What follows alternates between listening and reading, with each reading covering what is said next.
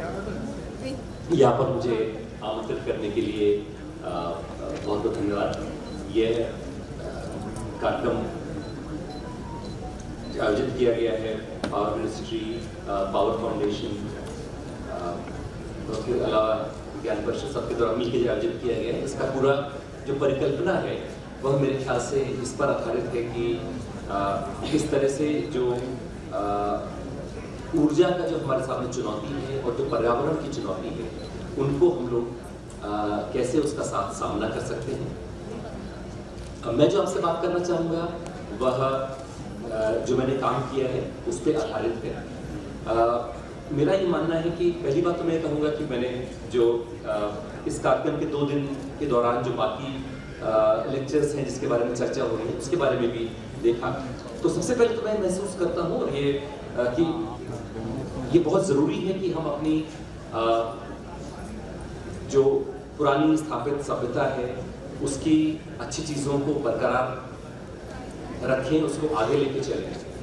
जैसे मुझे याद आ रहा है कि मैंने हर साल नए साल की कविता आमतौर पर लिखता हूँ, तो उसमें ये मुझे कविता में लिखा था मैंने कि जो अगले साल का कैलेंडर है वो दरअसल पिछले साल के कैलेंडर की हम तारीखों को लेते हैं और उसी को मिला के नया कैलेंडर बनाते हैं। उसमें कुछ पुरानी चीज़ें रहती हैं, कुछ चीज़ें छूट गई होती हैं वो लेते हैं और कुछ नई चीज़ें शामिल कर लेते हैं।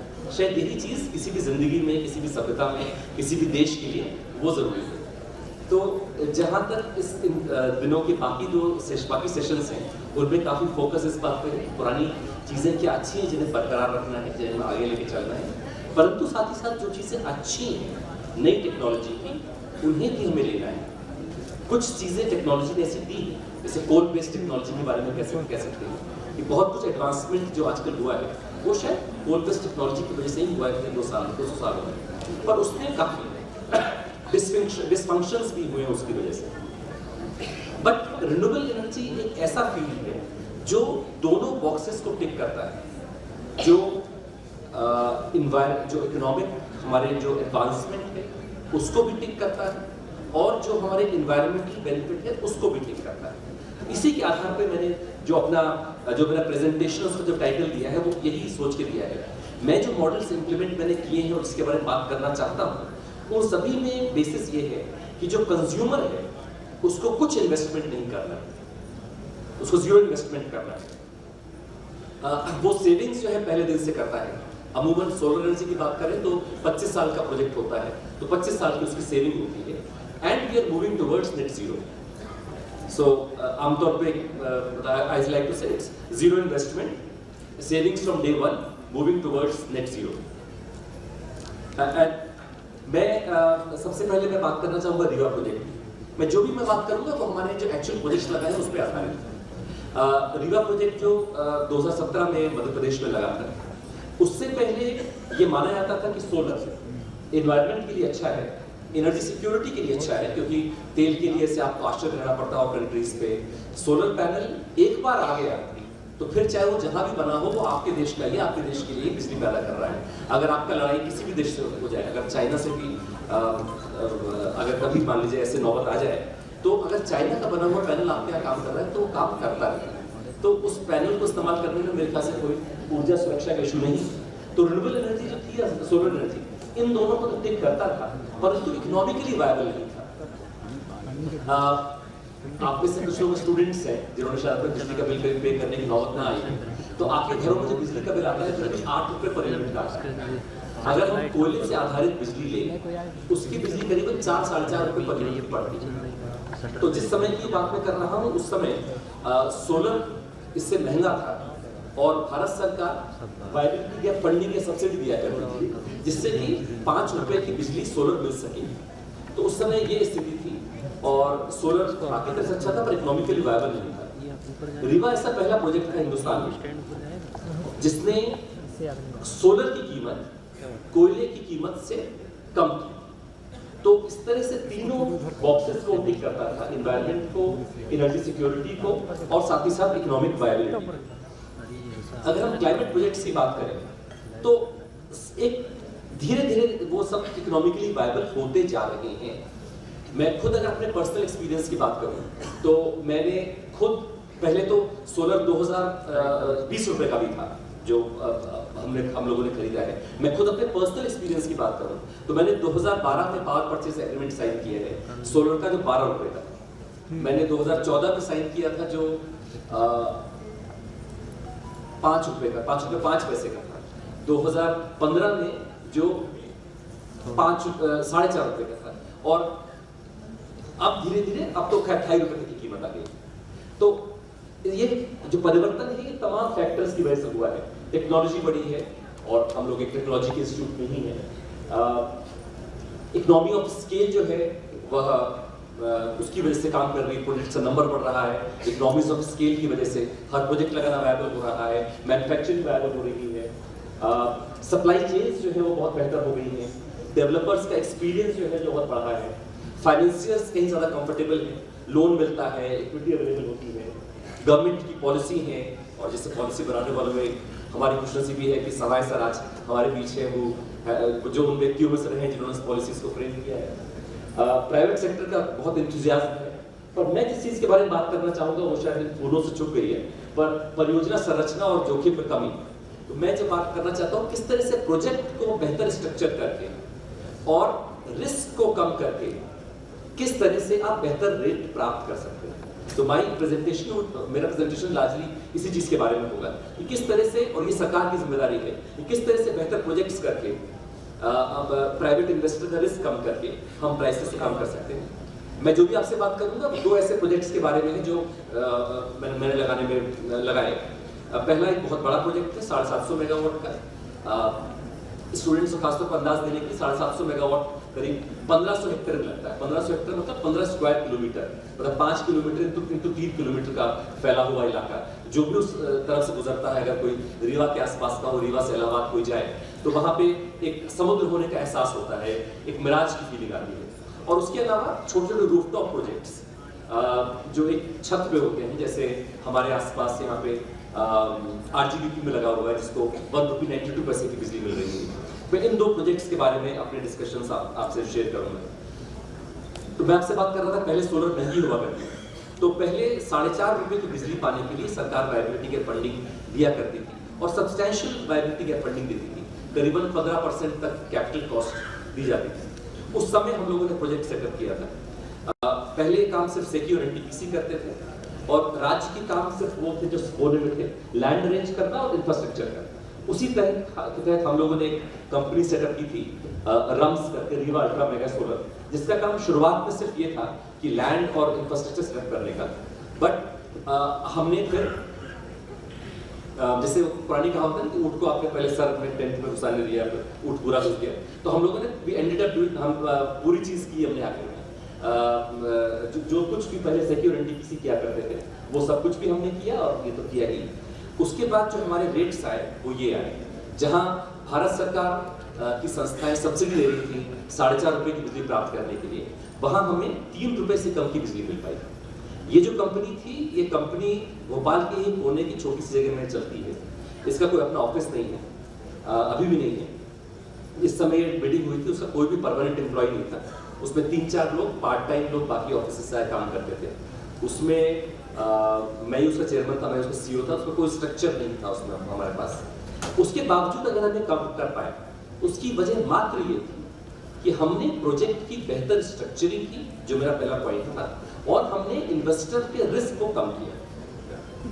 इस प्रोजेक्ट में, जबकि ये स्टेट का प्रोजेक्ट था, उसमें देश और विदेश की तमाम कंपनीज ने पार्टिसिपेट किया, जिसमें सॉफ्टबैंक जापान ने, फ्रांस के एनजी ने, इटली के एनएल ने, सेमकॉर्प सिंगापुर ने, ये जो कंपनी है मॉरिशस की, इसने प्रोजेक्ट जीता थी, और इंडिया की तमाम कंपनीज ने इसमें पार्टिसिपेट किया।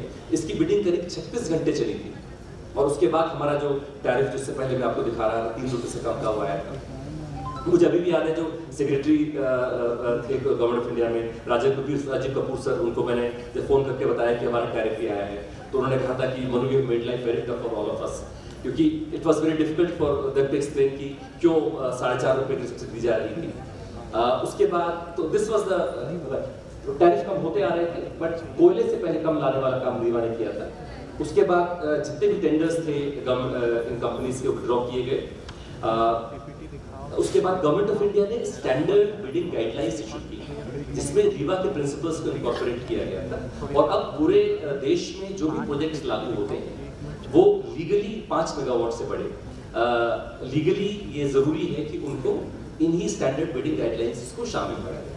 इन स्टैंडर्ड बिडिंग गाइडलाइंस का जो रीवा पर ही आधारित है, हमने कोई ऐसी बात नहीं की थी जो कि आजकल बड़ा कॉमनली यूज्ड है, जिसको रॉकेट साइंस, तो उसी उस एग्जाम्पल को मैंने, उसमें ऐसी कोई कॉम्प्लिकेटेड बात नहीं है। हमने सिर्फ वो बातें की जो इन्वेस्टर को उसका रिस्क कम करने के लिए जरूरी थी, और उसी के कारण रेट्स हम कम प्राप्त कर पाए। इसके अलावा इस प्रोजेक्ट में खास बात यह है कि ये इकलौता प्रोजेक्ट है अभी भी, जबकि 2017 में इसकी बिडिंग हुई थी, अब तो 5 साल हो चुके हैं, जिसके बेसिस पे जिसमें किसी इंस्टीट्यूशनल कस्टमर को बिजली दिया है। हमारे जितने प्रोजेक्ट्स अदरवाइज हिंदुस्तान में हैं उसमें सिर्फ डिस्कॉम्स को ही बिजली बेची जाती है। इससे दिल्ली मेट्रो को बिजली दी जा रही है। दिल्ली मेट्रो के दिन में जो प्रोजेक्ट चलता है उसकी 65% बिजली इसी प्रोजेक्ट से मिलती है, और क्योंकि मेरे ख्याल ज़्यादातर लोग हैं इंजीनियरिंग बैकग्राउंड के हैं, इसलिए मैं चीज़ शामिल कर रहा हूँ। अक्सर मैं आमतौर पे मैनेजमेंट इंस्टीट्यूट में या इस तरह की चीज़ों में बुलाया जाता है, तो वहाँ पे हम इस चीज़ का बात नहीं करता।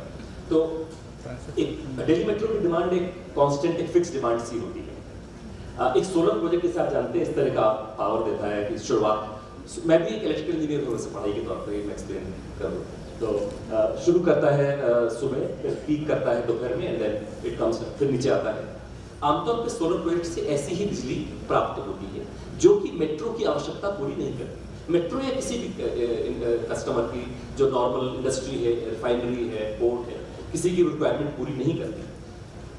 तो हम लोगों ने जो सिस्टम किया, आमतौर पे अगर प्रोजेक्ट ऐसे स्ट्रक्चर किया जाता है तो हम एक समानुपातिक पावर दे पाते हैं। आमतौर पे जो सिस्टम है हिंदुस्तान में, ये मध्य प्रदेश में बहुत बड़ा प्रोजेक्ट है, शासन प्रोजेक्ट थर्मल है, बट कॉन्सेप्ट उसमें यही है, अगर मध्य प्रदेश मान लीजिए उसकी 35% बिजली दे रहा है तो वो 100 मेगावाट पैदा करेगा तो 35 मेगावाट मध्य प्रदेश को मिलेगी, 1000 पैदा करेगा 350 मिलेगी। तो हर समय प्रोपोर्शनेट या समानुपातिक बिजली ही मिलती है। सोलर प्रोजेक्ट्स भी ऐसे ही लगते हैं। हम लोगों ने क्या किया कि हम लोगों ने ये किया कि हम दिल्ली मेट्रो को फिक्स पावर सप्लाई कर रहे हैं जो हमने येलो से दिखाई है, और जो एडिशनल पावर है वो हमारी स्टेट को जाती है। तो उसकी वजह से दिल्ली मेट्रो को पूरे दिन एक फिक्स सप्लाई हम दे पाए जो कि दिल्ली मेट्रो की रिक्वायरमेंट थी है, और किसी भी इंस्टीट्यूशनल कस्टमर की या पोर्ट रिफाइनरी किसी की रिक्वायरमेंट, स्टील प्लांट की रिक्वायरमेंट यही होगी। इसके अलावा एनवायरमेंटल बेनिफिट भी काफ़ी हैं, और ये एनवायरमेंटल बेनिफिट अगर हम पेड़ लगा के करना चाहें, जो बहुत ही अच्छी बात है, तो उसमें हमें करीबन 2 करोड़ 60 लाख पेड़ लगाने, तो उतना बेनिफिट आप सीधे एक ऐसे प्रोजेक्ट से ला रहे हैं जिससे कि आप सेविंग कर रहे हैं। इससे मैं आपसे पहले फिर ले आना चाहूँगा इस बात कि दिल्ली मेट्रो जब यहाँ की बिजली इस्तेमाल कर रही है तो दिल्ली मेट्रो कोई कानून नहीं था जो कहता था दिल्ली मेट्रो को कि आप सोलर बिजली इस्तेमाल करें, कोई रेगुलेशन नहीं था। उनका ये कारण मात्र और मात्र इकोनॉमिक कारणों पर आधारित था उनका डिसीजन। उनका सोलर लेने का निर्णय एक इकोनॉमिकली वायबल डिसीजन था। इस डिसीजन के पीछे कोई, अब दिल्ली मेट्रो जाहिर है जब इस बात को प्रेजेंट करता है तो जाहिर है कहता है कि वो एक ग्रीन डिसीजन और जो है भी, परंतु क्योंकि मैं उस डिसीजन मेकिंग से इन्वॉल्व हूं, मैं आपसे बता सकता हूं कि उस डिसीजन के पीछे कारण इकोनॉमिक कारण, और ये मेरे ख्याल से बहुत ही सुंदर और बहुत ही खूबसूरत बात है कि यदि आप इकोनॉमिक बेनिफिट भी अचीव कर रहे हैं और एनवायरमेंटल बेनिफिट भी ड्रॉ कर रहे हैं, उससे ज्यादा अच्छा कुछ नहीं हो सकता। आमतौर पे ये माना जाता है, हम लोग की थिंकिंग में शायद ये है कि भाई कोई अच्छा काम करते हैं तो वो तकलीफ दे, जैसे मंदिर होगा तो पहाड़ के ऊपर होगा, और ये जब तक आप कष्ट नहीं करोगे तो आपको अच्छी चीज कैसे मिलेगी। तो हम अब इस मुकाम पे खड़े हैं कि हम दोनों चीजों को साथ टिक कर सकते हैं, दोनों हमारे गोल्स साथ अचीव हो सकते हैं। अगर हमारे राजीव गांधी प्रौद्योगिकी विश्वविद्यालय में उन्हें 1 रुपये 92 पैसे की बिजली मिल रही है तो वो सेविंग कर रहे हैं, जहां डिस्कॉम उनको 7 रुपये 5 पैसे की बिजली देता है, उनको 1 रुपये 92 पैसे की बिजली मिल रही है, और साथ ही साथ वो एनवायरनमेंट के लिए कुछ पॉजिटिव काम कर रहे हैं। साथ ही साथ वो हमारी एनर्जी सिक्योरिटी के लिए अच्छा है, और क्योंकि जिस कॉन्टेक्स्ट में हम बात कर रहे हैं, मैं ये अनुरोध करना चाहूंगा कि जो हमारी सभ्यता है, जो हमारी परंपरा रही है, उसकी जो पॉजिटिव चीजें हैं, उसकी सकारात्मक चीजें हैं, उसको निचोड़ कर ही ये है। कोई विरोधाभास नहीं है इस टेक्नोलॉजी में और हमारी पुरातन सभ्यता में। ये उसका एक बहुत ही खूबसूरत सम्मिश्रण है, बहुत ही खूबसूरत कन्वर्जेंस है इसमें, जिसमें कि हम अपनी पास्ट ट्रेडिशनल नॉलेज को, जैसे हमारे हिंदुस्तान में तो हर फोर्स ऑफ नेचर को पूजा जाता है, तो सूर्य देवता को पूजा जाता है, इससे ज्यादा बेहतर फिजिकल मैनिफेस्टेशन क्या हो सकता है कि आप सोलर एनर्जी को इस्तेमाल कर रहे हैं, एनवायरनमेंट के लिए अच्छा कर रहे हैं और अपनी सेविंग कर रहे हैं। प्रेजेंटेशन वापस आते हुए, तो इसका रिवर प्रोजेक्ट का इनॉग्रेशन माननीय प्रधानमंत्री महोदय ने किया था। इसको काफ़ी इंटरनेशनल रिकॉग्निशन मिला, वर्ल्ड बैंक प्रेसिडेंट अवार्ड इसको दिया गया। इसकी case study Singapore maritime university में इस्तेमाल हो रही है, हार्वर्ड यूनिवर्सिटी में इस्तेमाल हो रही है। भारत सरकार का एक कैपेसिटी बिल्डिंग कमीशन है, उसने इसको जो टॉप 15 इनोवेशंस हैं पब्लिक एडमिनिस्ट्रेशन या लोक प्रशासन के, उसमें से इसको चुना है। इसके अलावा दूसरी जो बात मैं करना चाहूँगा वो रूफटॉप प्रोजेक्ट की। ये बहुत बड़ा प्रोजेक्ट था, जैसे मैंने जिक्र किया 1500 हेक्टेयर का, बट जैसे किताब की स्मॉल इज ब्यूटीफुल, तो ये हम छोटे प्रोजेक्ट्स की बात करते हैं। बट खास बात ये है कि जो प्रिंसिपल्स हैं उसमें भी यही है कि अगर आप इन्वेस्टर के रिस्क को कम करेंगे तो आपको कम रेट पे बिजली मिल पाएगी, चाहे बड़ा प्रोजेक्ट हो चाहे छोटा प्रोजेक्ट हो। और मैं कहूँगा चाहे आप कुछ और रोड बना रहे हो, चाहे आप प्राइवेट सेक्टर की मदद से होटल बना रहे हो, प्रिंसिपल्स हर पीपीपी में एक यही है। अगर हम सोलर एनर्जी की जनरल बात करें तो हिंदुस्तान में जब शुरू में 100 गीगावाट का लक्ष्य दिया रखा गया था, तो 60 गीगावाट प्राप्त किया जाना था ग्राउंड माउंटेड बड़े प्रोजेक्ट से, और 40 गीगावाट 40 गीगावाट रूफटॉप से। तो जो हमारे ग्राउंड माउंटेड प्रोजेक्ट से काफी अच्छा हमारी प्रोग्रेस है, करीब 2/3 2/3 हमने प्रोग्रेस हासिल कर ली है। पर रूफटॉप में हम करीबन 40 मेगावाट करीब से 6 मेगावाट पे। उसका बेसिक कारण ये है कि हम लोगों ने कैपेक्स मोड पे ही अपना रूफटॉप प्रोजेक्ट लगाया। कैपेक्स मोड का मतलब ये हुआ कि आप ये उम्मीद करें कि वो आदमी अपना पैसे लगाए, तो उसमें आमतौर पर पैसे नहीं होते या अच्छी शक्ति नहीं होती। मैंने भी शुरुआत में प्रोजेक्ट से की, जैसे पुलिस हेडक्वार्टर में एक हमने ऐसा प्रोजेक्ट लगाया, कई जगह लगाया, पर उसमें दिक्कत एक तो ये आती है कि लोगों के पास पैसा नहीं होता लगाने के लिए। उससे ज्यादा जरूरी बात है कि सरकार प्रोजेक्ट्स मेंटेन नहीं कर पाती। जैसे अगर आपने देखा हो, एक मैंने प्रोजेक्ट लगाया, तो आप मुझे उसमें बुराई कर सकते हैं, जो हमारी लेक है, लेक के साइड में एक बड़ा अच्छा प्रोजेक्ट मैंने लगाया था, पर उसको मेंटेनेंस ना होने के कारण उसके पैनल कुछ गंदे हो रहे हैं, कोई उस पर पानी फूक रहा है वगैरह वगैरह। कैपेक्स प्रोजेक्ट्स में ये प्रॉब्लम। मैं जो प्रोजेक्ट एडवोकेट करता हूँ, जो बात करता हूँ, वो ऐसे प्रोजेक्ट्स हैं जिसमें सरकार या कंज्यूमर पैसा इन्वेस्ट नहीं करता। जो मेरी शुरुआत की स्लाइड थी, जीरो इन्वेस्टमेंट, शून्य निवेश। मेरा ये मानना है कि अगर प्राइवेट इन्वेस्टर इन्वेस्ट करता है और मेंटेन करता है प्रोजेक्ट को 25 साल तक, और प्राइवेट इन्वेस्टर को मात्र और मात्र बिजली पैदा करने पर ही पेमेंट होता है, तब प्राइवेट डेवलपर ये सुनिश्चित करेगा कि बिजली वाकई में पैदा हो। जो कैपेक्स में प्रोजेक्ट सरकार पे लगाती है, क्योंकि सरकार के लिए पैसा खर्च करना आसान है, परंतु सरकार चीजें मेंटेन नहीं कर पाती। मुझे खुद मैंने एयरपोर्ट में प्रोजेक्ट लगाया था कैपेक्स में, तो उसके डायरेक्टर साहब एक बार मिले एयरपोर्ट भोपाल डायरेक्टर पे, और मुझसे बोले कि साहब बड़ा अच्छा प्रोजेक्ट लगाया, पर दिक्कत एक हाथ सामने हो गई।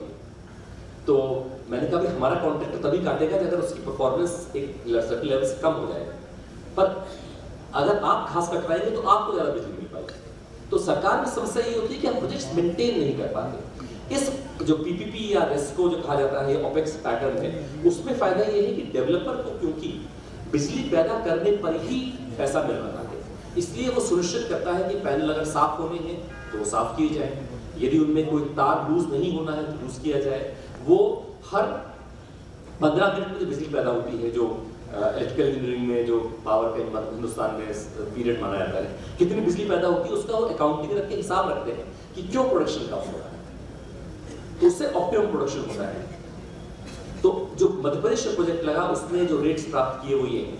तो जो आपको ब्राउन में दिख रहे हैं, भूरे रंग में दिख रहे हैं, वो हमारे डिस्कॉम के रेट्स हैं, 7.25 रुपए हैं, और अर्बन लोकल बॉडीज के लिए थोड़े कम है, 6 रुपए 2 पैसे। और ये हमें रेट हासिल हुए जो अलग अलग कैटेगरीज के लिए अलग अलग, ये लोअर मोस्ट रेट है इंडिया में, हिंदुस्तान में इससे कम रेट पे नहीं आज तक पावर मिल सकी है। इसको काफ़ी कवरेज मिला क्योंकि लोअर मोस्ट रेट था। इसमें काफ़ी बिडर्स ने पार्टिसिपेट किया। तो ये प्रोजेक्ट्स हैं जो एक्चुअली मध्य प्रदेश में चल रहे हैं। इसलिए जो मैं बात कर रहा हूँ वो कोई हवाई या किताबी या एकेडमिक बात नहीं है, ये एक्चुअली प्रोजेक्ट्स हैं विच आर रनिंग। और मैं आप में से किसी से भी कहूँगा, कोई भी अपने आजकल तो गूगल मैप हर एक के फोन पे होता है, आप पहला IIM इंदौर है, आप IIM इंदौर लिखिए और IIM इंदौर की छत पे जो सोलर पैनल लिखे आपको दिख जाए। तो IIM इंदौर को 1 रुपये 38 पैसे की बिजली मिल रही है। इसी तरह तमाम CAPT भोपाल, ये एक गवर्नमेंट ऑफ इंडिया का ऑर्गेनाइजेशन है। पावर ग्रिड जो कि गवर्नमेंट ऑफ इंडिया का PSU है, उसने हमसे प्रोजेक्ट लगवाया है 9 साइट्स में, उनको 1 रुपये 58 पैसे की बिजली मिली। मेडिकल कॉलेज के अलावा national law university, government of India के तमाम ऑर्गेनाइजेशन हैं, SPA, AG ऑफिस, IIITs,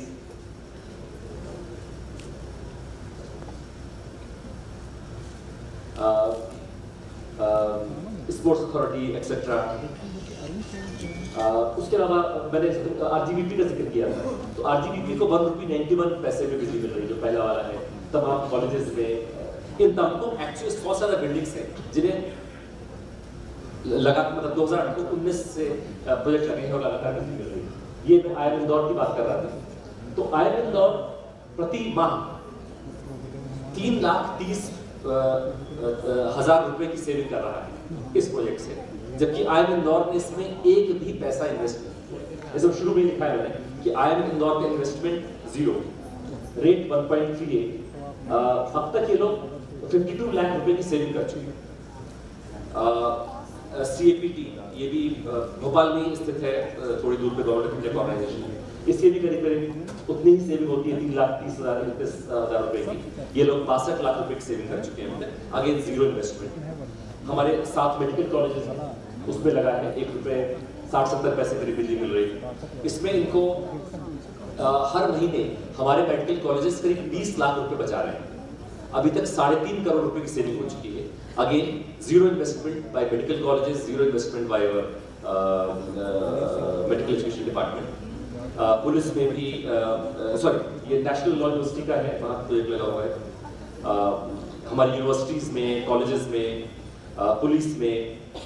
तो ये क्यों हो पाया, मैं बहुत डिटेल में नहीं जाऊँगा, पर हमने इतनी जानकारी डेवलपर को दी थी। जैसे ये कॉलेज है, तो अगर ये पेड़ है, इस पेड़ की परछाई वहाँ पड़ रही है तो वहाँ पैनल नहीं लग सकते।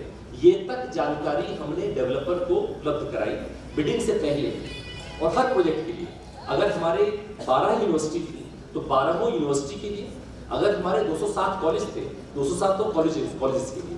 इसलिए बिडर जहाँ बैठा है, उसका ऑफिस नोएडा में है, पुणे में है, बैंगलोर में है, जहाँ भी है, वो अपने click of a button, click of a mouse rather से वो देख सकता था कि उस प्रोजेक्ट में हमें एक्चुअली क्या करना है, कितनी कैपिटल कॉस्ट की रिक्वायरमेंट है।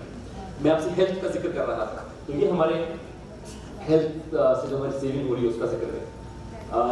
इसी के आधार पे नीति आयोग ने एक प्रोजेक्ट लॉन्च किया है सुबह, सन्स ब्लेसिंग्स एंड हेल्थ करके, जिसमें इरादा ये है कि जो भी स्वास्थ्य संस्थाएं हैं, सार्वजनिक स्वास्थ्य संस्थाएं हैं, पब्लिक हेल्थ इंस्टीट्यूशंस हैं पूरे देश में, उनमें ये प्रोजेक्ट लॉन्च किया जाए। वहाँ पे रूफटॉप सोलर प्रोजेक्ट लगाए जाए, जिसमें कोई इन्वेस्टमेंट भारत सरकार को, राज्य सरकार को, स्वास्थ्य संस्था किसी को नहीं करना है। प्राइवेट इन्वेस्टर आके इन्वेस्ट करेगा, प्रोजेक्ट मेंटेन करेगा 25 साल तक और कम रेट पे बिजली सप्लाई करेगा।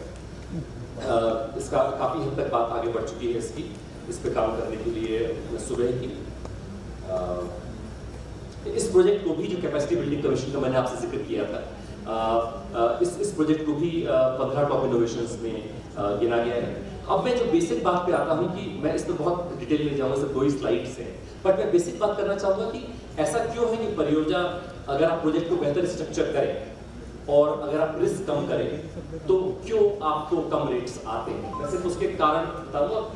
एक तो ये है कि हमें बहुत ज़्यादा डेवलपर्स मिल पाते हैं, वरना आज की तारीख में अगर आप प्रोजेक्ट लगाएं और कहें कि आपको 5,000 हेक्टेयर की ज़मीन जो है, मान लीजिए किसी प्राइवेट इन्वेस्टर को तलाशनी है, आपने जिसने भी ज़मीन खरीदी हो या इसके परिवार में इसने ज़मीन खरीदी हो, उसको पता होगा कि हिंदुस्तान में ज़मीन खरीदना कितना कठिन काम है। अगर हम ये कहते हैं कि जमीन मुहैया कराना, जमीन अरेंज करना किसी प्राइवेट इन्वेस्टर की जिम्मेदारी है, तो इसका मतलब है हमें साफ कर रहे हैं कि बहुत सारे, अगर कोई यूरोप में, बेल्जियम में बैठा हुआ इन्वेस्टर है, वो उस प्रोजेक्ट में इंटरेस्टेड नहीं होगा, क्योंकि वो समझता है कि हिंदुस्तान में जमीन अरेंज करना आसान नहीं है। तो ये जिम्मेदार, वैसे भी लैंड ज्यादातर देशों में, और हमारे यहाँ भी कुछ नॉर्थ ईस्ट स्टेट्स को छोड़ दें तो सब जगह land belongs to the sovereign. Land, भूमि जो है वो शासन के पास है। शासन के लिए ही सबसे आसान है अपनी जमीन देना या प्राइवेट व्यक्ति से भी जमीन एक्वायर करके देना। तो ये जिम्मेदारी मेरे ख्याल से अगर शासन अपने पास रखेगा और ऐसे प्रोजेक्ट सेटअप करेगा तो ज्यादा हमें संख्या में डेवलपर मिल सकेंगे जो आज की तारीख में हिंदुस्तान में आने को तैयार नहीं, हिंदुस्तान या अन्य और डेवलपिंग कंट्रीज में तैयार नहीं है। कई ऐसे इन्वेस्टर्स हैं जो सिर्फ डेवलप्ड कंट्रीज में ही इन्वेस्ट करते हैं। जैसे मैंने शुरू में रीवा प्रोजेक्ट की बात की थी, तो एक चीज है ग्लोबल इंफ्रास्ट्रक्चर फैसिलिटी। ये एक वर्ल्ड बैंक और IFC ने डेवलप की है। उसका पर्पस ये है कि किस तरह से डेवलपिंग कंट्रीज में प्रोजेक्ट्स को डिरिस्क किया जाए और जिससे कि जो मल्टीलैटरल जो इन्वेस्टर्स हैं, फॉरेन इन्वेस्टर्स हैं, वो डेवलपिंग कंट्रीज में इन्वेस्ट कर पाए। उसमें रीवा प्रोजेक्ट को शोकेस किया गया है ऐसे प्रोजेक्ट के तौर पे जो हिंदुस्तान जैसे डेवलपिंग कंट्री में होने के बावजूद यहाँ की जो रिस्क समझे जाते हैं उनको डिरिस्क करता है, उनको रिंग फेंस करता है, जिससे कि जो अनसर्टेनिटीज वाइडर सोची जाती है किसी देश में उसे रिंग फेंस करके ऐसे प्रोजेक्ट आप बना सकते हैं। उसके अलावा आपको इक्विटी सस्ती मिलती है। आज की तारीख में बहुत सारा पैसा है इंटरनेशनली जो कि अवेलेबल है प्रोजेक्ट्स लगाने के लिए। तमाम सॉवरेन फंड्स हैं, पेंशन फंड्स हैं वगैरह, जिनके पास पैसा है जो स्काई रॉकेटिंग रिटर्न्स नहीं चाह रहे, जिनको बहुत ऊंचे रिटर्न नहीं चाहिए पर उनको सेफ रिटर्न चाहिए। रिन्यूएबल एनर्जी या सोलर एनर्जी एक शर्तीय ऐसा प्रोजेक्ट है जिसमें कोई रिस्क नहीं। एक बार आपने प्रोजेक्ट लगा दिया, सिर्फ आपको सिक्योरिटी देनी है और पैनल साफ करना है, उसके अलावा कोई रिस्क नहीं।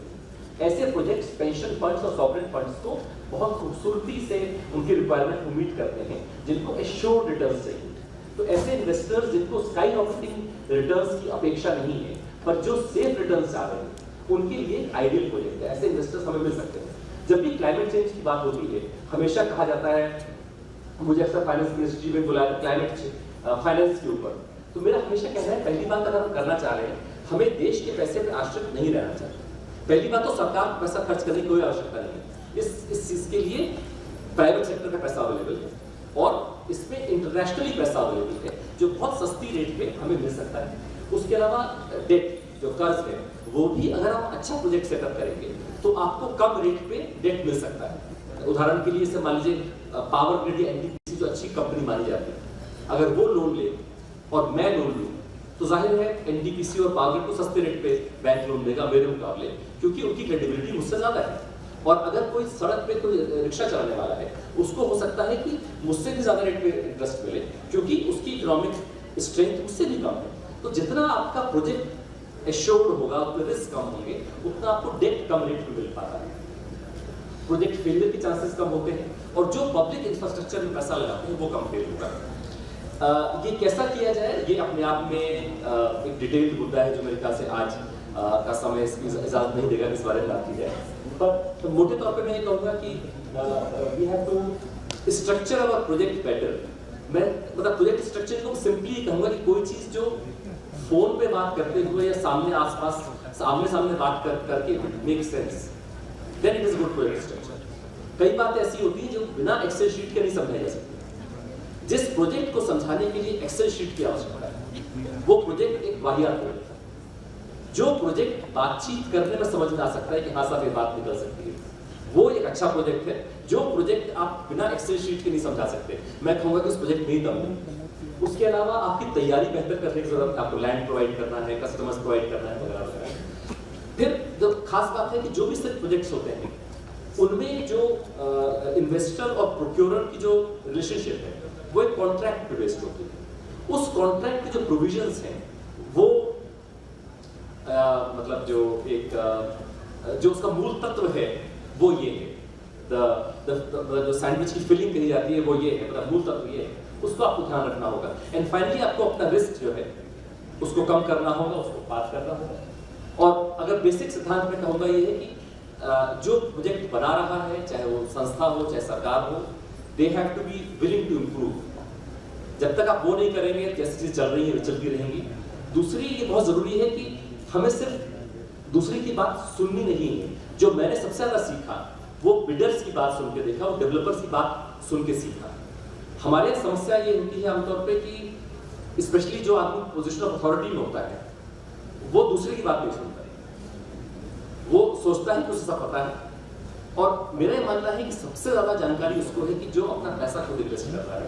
जो हमारे डेवलपर्स हैं उनसे आप बात करके ही समझ सकते हैं कि क्या रिस्क है प्रोजेक्ट में, और अगर आप प्रोजेक्ट्स के रिस्क कम करना चाहते हैं उनसे बात करना, उनसे संवाद स्थापित करना, उनकी समस्याओं को समझना जरूरी है। हमें उस माइंडसेट से बदलना पड़ेगा जो ये सोचता है कि प्राइवेट सेक्टर से अगर आप बात कर रहे हैं तो उससे मिले हुए। क्योंकि अगर हम देश को आगे बढ़ाना चाहते हैं तो सरकार को, प्राइवेट सेक्टर को मिलकर ही आगे बढ़ना है। आपस में झगड़ा करके हम आगे नहीं बढ़ सकते। उससे संवाद स्थापित करके समस्याओं को समझ के ही आगे बढ़ सकते हैं। यही फाइनल चीज़ें कहनी है। अगर आप में से कोई कुछ सवाल पूछना चाहे तो मुझे बड़ी खुशी होगी। अदरवाइज मेरे पास कुछ anyone wants to ask anything, जी। ट्रेनिंग कितनी इम्पोर्टेंट है इस सारे बनाने में, देने में, बाद में उसको सस्टेन ट्रेनिंग ऑफ यूजर्स। देखिए तो जो हम लोग प्रोजेक्ट्स, जिस भी नए प्रोजेक्ट की बात करेंगे, मैं अभी टेक्निकल एजुकेशन डिपार्टमेंट भी देख रहा हूँ, तो उसमें जो ट्रेनिंग का फॉर एग्जांपल है, तो मैं एक चीज़ जो कर रहा था वो ये था कि मैंने मैपिंग कर रहा था कि जो भी फॉर एग्जांपल हमारे स्किल काउंसिल्स हैं या हमारी इंडस्ट्री एसोसिएशंस हैं, उनकी जो आज की तारीख में बड़ी अजीब सी बात है कि हमारी इंडस्ट्री की शिकायत ये है कि उन्हें सही मैन पावर नहीं मिलती, और हमारी इंजीनियरिंग कॉलेज की शिकायत है कि बच्चों को नौकरी नहीं मिलती। तो जाहिर है देयर इज अ मिसमैच। मतलब अगर हम सिंपली बात करें तो एक तरफ हमारे रेस्टोरेंट खाना बनाए तैयार खड़े हैं और दूसरी तरफ लोग भूखे हैं, तो why is there a mismatch? Obviously एक मिसमैच है जो हम इंजीनियरिंग कॉलेजेस में पढ़ा रहे हैं और जो हमारी इंडस्ट्री की एक्सपेक्टेशन। तो मैंने जो शुरुआत इसकी की थी कि जो हमारी तमाम स्किल काउंसिल्स हैं, जो हमारे इंडस्ट्री एसोसिएशंस हैं, हम उनसे ये बताएं उन्हें कि जैसे मान लीजिए सियाम है, society of Indian automobile manufacture, उनको हम ये बताएं कि साहब आपके ताल्लुक रखने वाले हमारे इंजीनियरिंग के ये कोर्सेज हैं, मैकेनिकल है, ऑटोमोबाइल इंजीनियरिंग वगैरह वगैरह, क्या ये आपकी रिक्वायरमेंट पूरी करते हैं? जैसे आज की तारीख में अगले हम आने वाले सालों की बात करें तो शायद इलेक्ट्रिक व्हीकल्स जो है बहुत बड़ा सेगमेंट बनने वाली है। तो क्या हमारी ऑटोमोबाइल इंजीनियरिंग इलेक्ट्रिक व्हीकल्स भी पढ़ा रही है या पुरानी व्हीकल्स ही पढ़ा रही है? इनमें मूलभूत अंतर है। एक नॉर्मल व्हीकल में 1000 मूविंग पार्ट्स होते हैं, इलेक्ट्रिकल व्हीकल दरअसल एक कंप्यूटर है जो 4 पहियों पर चल रहा है, उसमें मात्र 100 मूविंग पार्ट्स होते हैं। तो इसलिए एक नॉर्मल जो कंबस्टेबल इंजन, जो इंजन पे बेस्ड था, और इलेक्ट्रिकल, दे फंडामेंटली अलग अलग चीजें हैं।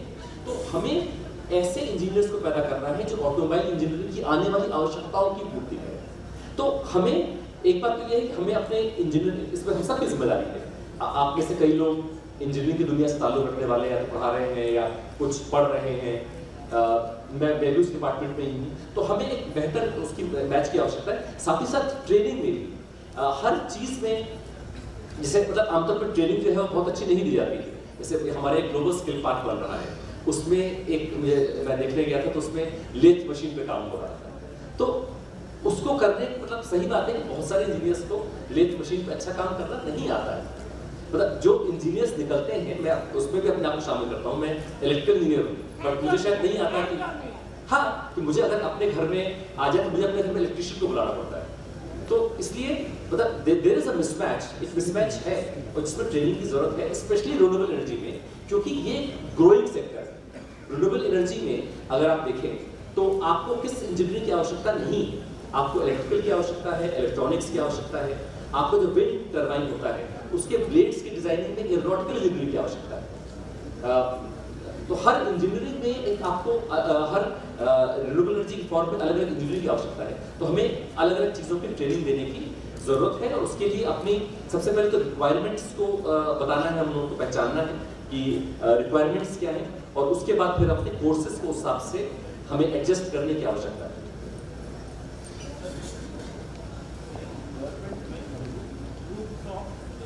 लेके काफी काम हो रहा है। मैंने पहली बार तो हुआ नहीं है, आई वुड डिसएग्री, चर्चा हो रही है। हाँ, चर्चा हो रही ये होना चाहिए और काम होना चाहिए। कार्यशाला मैंने आयोजित की थी, तो हम कुछ लोग आए कि हम तो कर सकते हैं ये काम। हम छत में या कहीं पर भी सोलर पैनल लगा के कार्य कर सकते हैं, बिजली पैदा कर सकते हैं, लेकिन उनके मन में ये सोच है कि उसका छत खराब हो जाएगा। तो मेरा ये कहना है इसमें बड़े उसकी जरूरत है चेंजेस लाने की, कि जो आम नागरिक है उसको पता चले कि उसकी छत खराब नहीं होगी, उससे उसके बिजली पैदा कर पाएगा वो, और उससे अपनी जो भी आर्थिक स्थिति है वो मजबूत कर पाएगा। तो इस पे मेरे को लगता है सरकार को, हम सबको मिलकर प्रयास करना चाहिए जनमानस के लिए, कि उससे बहुत अच्छा प्रोजेक्ट है, उसको काफी लाभ मिलेगा उससे। हाँ, पर धीरे धीरे तरीका से सबसे मतलब proof of pudding is the eating. तो सबसे पहले सरकार की जिम्मेदारी है कि हम खुद प्रोजेक्ट्स लगाएं। भाई ये मेडिकल कॉलेज है शिवपुरी का, तो शिवपुरी मेडिकल कॉलेज का आदमी अगर खुद जाएगा, कोई जाएगा वहाँ पे और देखेगा लगा हुआ है, तो वो खुद महसूस करेगा कि साहब जब शिवपुरी मेडिकल कॉलेज की छत लीक नहीं कर रही है तो शायद हमारे यहाँ की भी नहीं करेगी।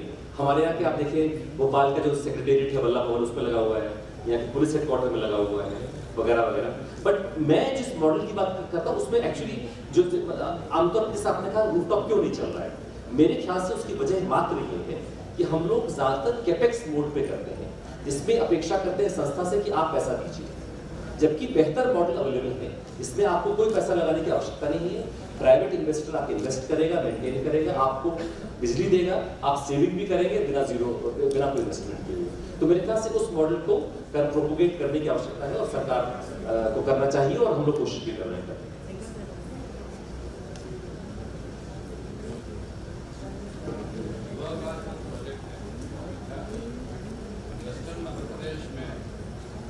वेस्टर्न मध्य प्रदेश में सोलर एनर्जी तो बहुत अवेलेबल है, लेकिन इस तरह का बड़ा प्रोजेक्ट कोई आया नहीं वहाँ पर। ज़मीन भी ऐसी है जो नर्मदा सागर बनने के बाद फर्टाइल लैंड भी है, और ऐसी ज़मीन भी है जहाँ सिंचाई नहीं हो सकती, पहाड़ी एरिया भी। तो जो पहाड़ी एरिया है वेस्टर्न मध्य प्रदेश का, वहाँ इस तरह का बड़ा प्रोजेक्ट लगाने के लिए क्या इनिशिएटिव लेना होगा? मैं बताना चाहूँगा कि इसके बाद एक हम लोगों ने रीवा में 750 मेगावाट का प्रोजेक्ट लगाया था। उसके बाद एक अगला प्रोजेक्ट हम लोगों ने लगाया 1500 मेगावाट का, जो वेस्टर्न मध्य प्रदेश के 3 जिलों में है, आगर, शाजापुर और नीमच। तो नीमच में सिंगोली तरफ का एरिया है और आगर और शाजापुर में है। इसकी भी बिडिंग कंप्लीट हो चुकी है, कंस्ट्रक्शन का काम अभी शुरू हो रहा है।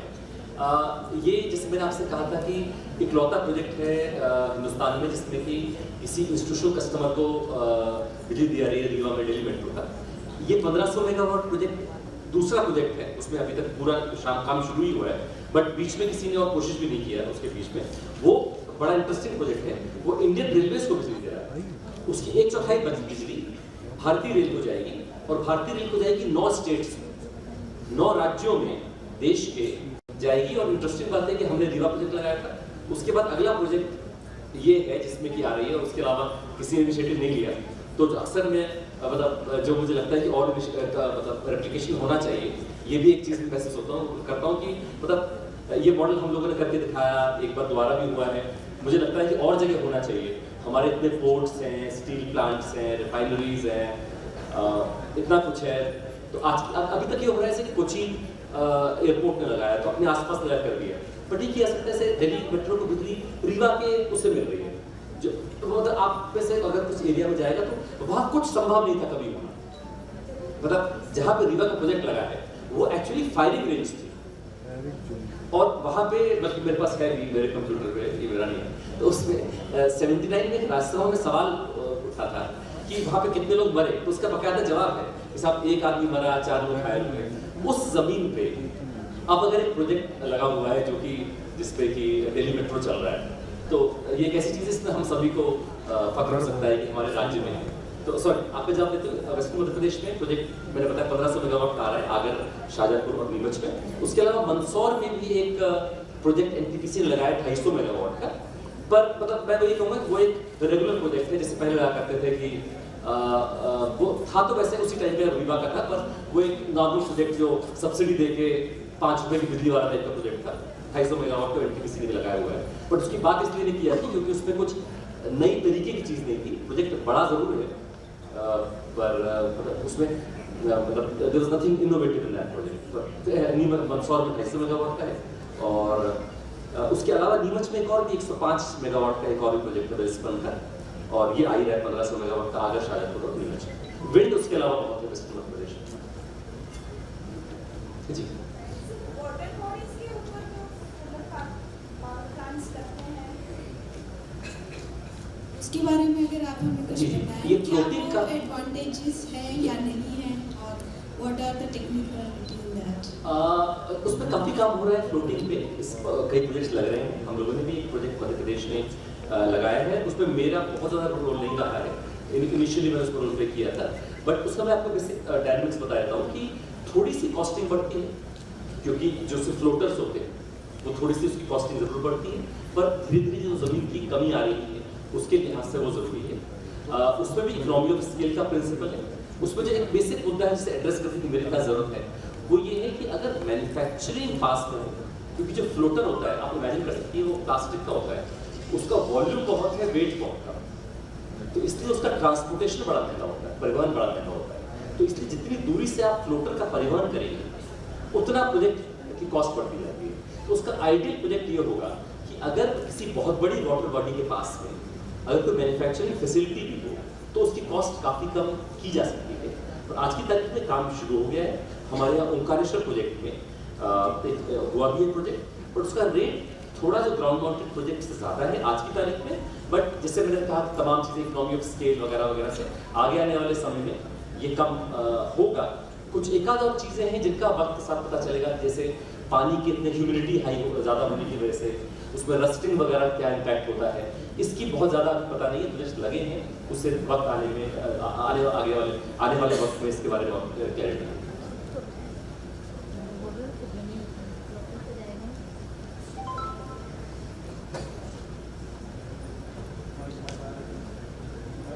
ये हमारे सत्र का अंतिम सवाल रहेगा।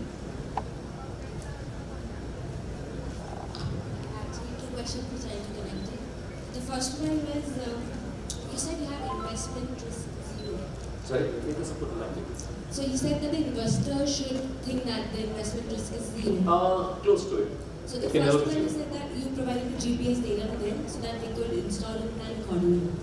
So what were the other factors that you provided them? And the second is interconnected. And what technology you used for giving that data? Was AI involved in that, or like I want to know a little more the data management and the communication of the same and other investment risks?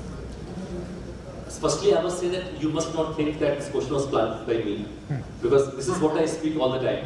So, firstly, you must not allege that I don't even know her. So, this is a natural question. Okay. So, how was it? Well, there can never be a zero risk, because an entrepreneur, by definition, is someone who takes risk. So, well, what I always try to say is, जोखिम की कमी. I believe it's more risk mitigation than risk removal. You can only mitigate risk. Now, how you can mitigate risk? Frankly, this is a lot of things about it. So this is what I'm trying to talk about. This, for example, the project. The first one is I'll just give you a few examples because it's a big subject. Project structuring. So I just distinguish between a bad project and a good project regarding how projects can be structured. So I will give you an example for bad project. So I will tell you how rooftop projects have been commissioned in India earlier. How they were done in India were that some organization in Delhi would issue a bid. In that bid, they would ask for the rates for each state. Now, say you have filled a rate for UP, a rate for MP. Then someone who wins the bid for UP is expected to go to each and every institution in UP and convince them that I want to set up a rooftop solar over your building. Please give me this permission. And there is a 250-page power purchase agreement. Please sign it. Now you think of it. In UP, let's talk of Dean of Medical College of Meerut. He has not heard of SECI. He has not heard of rooftop. He doesn't know what a power purchase agreement is. Imagine how difficult it is for that developer to try and convince each building in UP to get a solar rooftop. How we did was that firstly we convinced the customers, we convinced our medical colleges, we convinced our colleges we convinced our universities, we convinced IIM Indore that please be a part of our project. So the buildings were already known to the developer. So when the developer bid and they gave us the lowermost rate, they knew they were bidding against a real project with real buildings, which would, and winning the bid which actually translate into buildings, projects being set up on real buildings. And that is why projects have actually come up. So we convinced the bidders. So there was no marketing exercise necessary by the developers. So the failure of SECI's projects was, the reason was that they left the marketing exercise entirely to the developer. The developer was supposed to go and try to convince the Dean of Medical College of Meerut and Lucknow and so on and so forth. That's one example. Then, for example, payment security. Like you supply power, Riva project supplies 3/4 of its power is supplied to MP Discoms. So MP Discoms, like most Discoms in the country, are loss making, and 2 out of 3 are in a very bad shape. Central and East, West is slightly better. So no good investor would have wanted, because look at it from the point of the investor. They are setting up a project and they are getting payment from Discoms for the coming 25 years. So unless they are sure that the Discoms will actually pay, how can the investor properly invest? So we arranged for a payment guarantee from the state government to say that if the Discom does not pay or doesn't pay in time, then the state government will step in and pay on behalf of the Discoms. So these are some ways in which you can structure the project. The other is Pariyojana ki Mazboot Tayari, I mean effective project arrangement. So for example, when we bid for Riva, what we did was that we were arranging land from various sources. So we prepared a map, which was in our data room. So whatever land was available with us, we put that in a different color. So the developers or the bidders could see how much land is with us. So on the day of bidding, we actually had 98% of the land necessary for the project. So they could actually be confident that the land is actually available. The next is contractual provisions. So the example, what we put in our contract, which is later being used in the standard bidding guidelines of Government of India, is that the day zero of the project is not when the agreement is signed. Day zero of the project is when we give 90% of the land to the developer. In India, the problem is that you expect a private party to build a road. You have to give him road, land for the road. He or she is expected to build the road in 3 years. You give him land after 2.5 years. Then you refuse to give him extension of time because you're an honest officer. So to avoid these problems, what we did was that day zero was not the signing of the power purchase agreement. Day zero was the day when we gave them 90% of the land. So by such contractual provisions, we instilled a lot of confidence in the developer and mitigated the risk of the developer.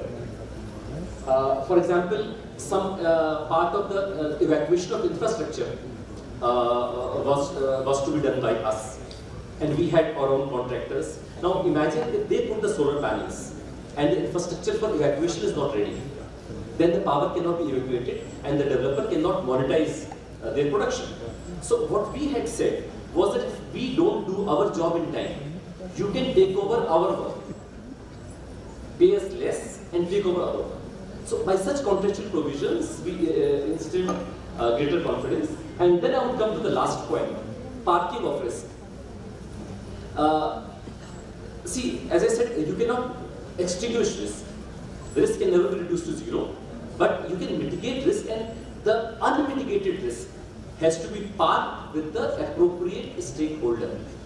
जो risk हम खत्म नहीं कर सकते, उसको हमें उसके पास रखना पड़ेगा तो उसको संभाल पाएगा. Now here I will tell a story, जो कि जरूर थोड़ी सी 2 मिनट लगेगा, but वो बड़े खूबसूरती से एक्सप्लेन करती है इस पॉइंट को. तो क्या हुआ कि दिल्ली मेट्रो जो बिजली खरीद रहा था, उसने कहा था कि भाई हम तो डिलीवरी पॉइंट जो है वो रखेंगे दिल्ली. डिलीवरी पॉइंट मतलब वो है जहाँ पे कि जिम्मेदारी खत्म हो गई. जैसे मान लीजिए हम लोगों ने आइसक्रीम खरीदी और खरीदने के बाद आइसक्रीम हमारे हाथ से गिर गई, तो आइसक्रीम वाला हमारी आइसक्रीम रिप्लेस नहीं करेगा, क्योंकि हमारे खरीदने के बाद आइसक्रीम हमारे हाथ से, तो डिलीवरी वहाँ हो गई थी.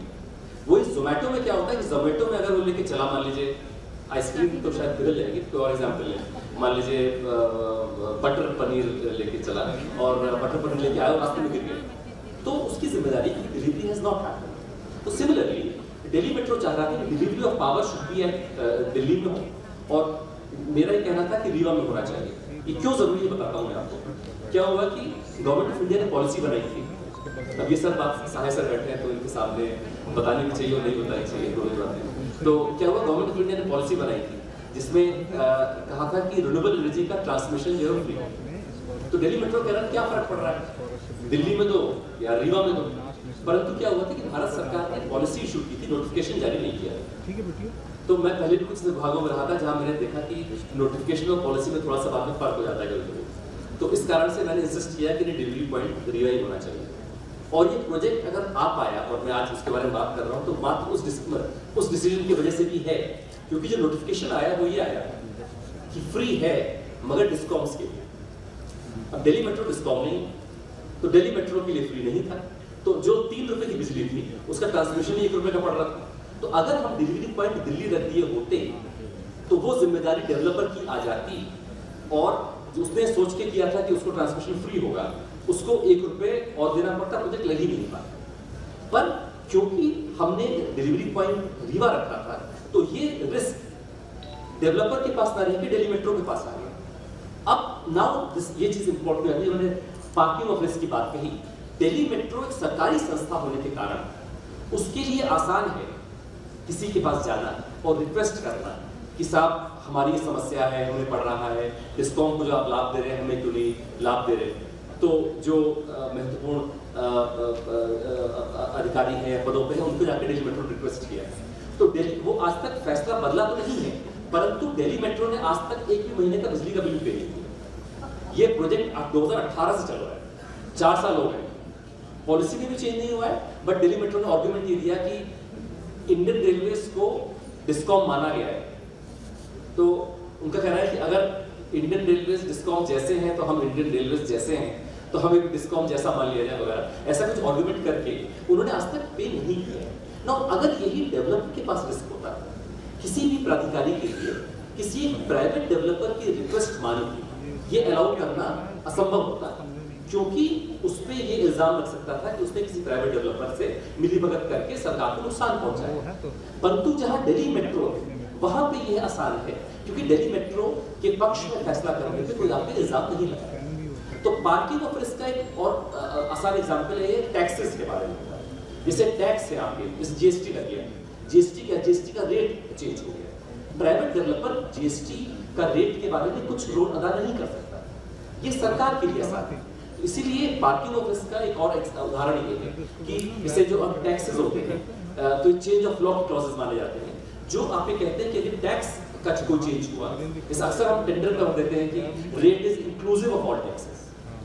ये छोटे टेंडर में तो ठीक है, परंतु बड़े टेंडर में तो समझदारी की बात नहीं है, क्योंकि टैक्स के ऊपर प्राइवेट पार्टी को कोई कंट्रोल नहीं। तो टैक्स जो है वो सरकार की जिम्मेदारी होनी चाहिए, और अगर टैक्स ज्यादा या कम होता है वो सरकार को क्लियर करना चाहिए। ये एग्जांपल है। सेकंड आपका क्वेश्चन था, the second question was how much data did we use. It was not like AI, it was not as hi-fi as AI. So there is a package called Helioscope. What you use is you use a Google image and you use photographs from various angles. Like for example, this building were to be there from 4 angles, on the ground and on the roof. On the basis of that, there are standard packages through which you can develop data like this. And I would like to point just one thing. Like look at the extreme right corner.